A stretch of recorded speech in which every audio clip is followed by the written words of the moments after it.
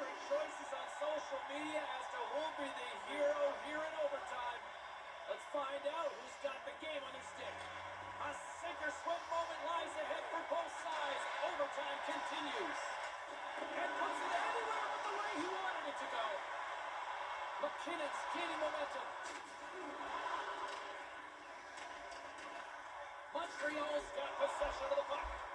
Almost lost the puck, but hangs on here as play continues. Oh, set that hit up perfectly. The Avalanche have gained possession off the wall.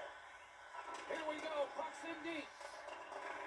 Montreal's looking to break out of their own end. Oh, what a save by Allen. Slides the puck over to Hoffman. The transition game now into full effect as they move across the blue line. A chance for the win. Here in the corner, he grabs the puck. Couldn't make that one happen. Here's a short pass.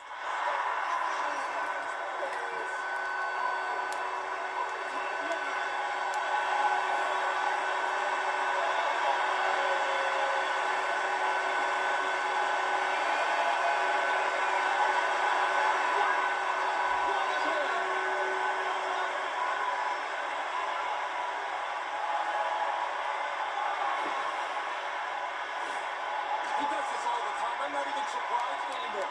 That puck is delivered fast, crisp, and it's flat.